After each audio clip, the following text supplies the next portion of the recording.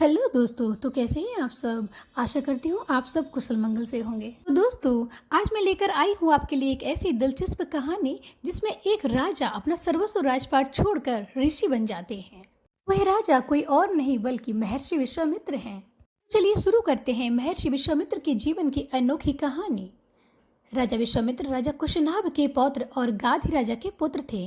के नाम का अर्थ था संसार का मित्र, जो सभी से प्यार करे। विश्वामित्र को उनके पिता के नाम के कारण गाधेय, गाधेज्य और कौशिक के नाम से भी जाना जाता था। विश्वामित्र आरंभ से ही तपस्वी नहीं थे, वे एक कुशल राजा थे। एक बार विश्वामित्र अपनी सेना सहित आखेट आदि के लिए जंगल की ओर रवाना हुए। रास्ते में वे विश्राम के लिए ऋषि वशिष्ठ के आश्रम में रुके। ऋषि वशिष्ठ ने आए हुए राजा की खूब सेवा सत्कार किया और स्वादिष्ट व्यंजन भी खिलाए। राजा विश्वामित्र ने सोचा कि वन में रहकर ऋषि ने इतने सारे स्वादिष्ट व्यंजनों का इंतजाम आखिर कैसे किया होगा। जब उन्होंने इस विषय में उनसे पूछा तो ऋषि वशिष्ठ ने उन्हें बताया कि उनके पास नंदिनी गाय है, जो स्वर्ग में रहने वाली कामधेनु गाय की पुत्री है। यह एक ऐसी गाय है जो एक बार में 1 लाख लोगों के भोजन का प्रबंध कर सकती है। नंदिनी गाय की इतनी महिमा सुनकर राजा विश्वामित्र के मन में लालच का बहाव घर कर गया। उन्होंने महर्षि वशिष्ठ से यह गाय उन्हें देने की बात कही, पर महर्षि वशिष्ठ ने मना कर दिया।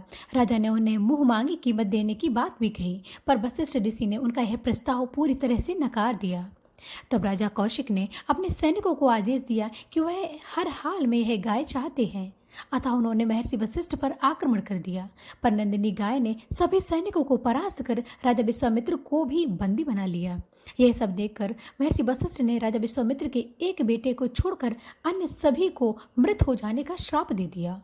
राजा विश्वामित्र की अनुनय विनय पर महर्षि ने उन्हें छोड़ दिया। जब राजा कौशिक अर्थात विश्वामित्र जी अपने महल पहुंचे तो उन्होंने देखा कि उनके एक पुत्र को छोड़कर सभी मृत हो चुके हैं। वे मानसिक वेदना से आहत होकर अपना सर्वस्व राजपाट छोड़कर जंगल में जाकर भगवान शिव की तपस्या करने लगे। कई सालों तक महान तप करने के बाद शिव जी ने प्रसन्न होकर उन्हें विभिन्न दिव्यास्त्र दिए। दिव्यास्त्र पाकर वे पुनः अपने पुत्रों की मौत का बदला लेने वशिष्ठ ऋषि के पास पहुंचे।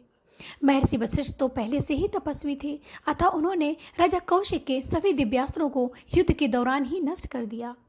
कौशिक को शांत न होता देखकर महर्षि वशिष्ठ ने क्रोध में ब्रह्मास्त्र छोड़ दिया। ब्रह्मास्त्र के छोड़े जाने पर पूरी धरती पर जीवन संकट उत्पन्न हो गया। सभी देव महर्षि वशिष्ठ के पास जाकर उन्हें अपना यह ब्रह्मास्त्र वापस लेने का आग्रह करने लगे। महर्षि वशिष्ठ का क्रोध शांत होने पर उन्होंने अपना ब्रह्मास्त्र वापस ले लिया। इस युद्ध के दौरान राजा कौशिक को भी अपनी गलती का एहसास हुआ कि इतने सारे दिव्यास्त्र की शक्ति के बावजूद वे एक ऋषि से हार गए। उन्हें एहसास हुआ कि कितना भी शक्तिशाली और पराक्रमी राजा क्यों ना हो, सिद्धि से प्राप्त शक्ति के समक्ष वह कुछ भी नहीं है।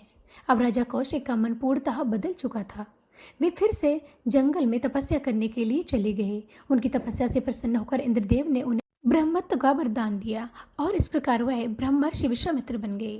पर वे तो महर्षि बनना चाहते थे, तो उन्होंने फिर से कठिन तप आरंभ किया और मन के अवयवों पर विजय प्राप्त कर महर्षि का पद प्राप्त किया।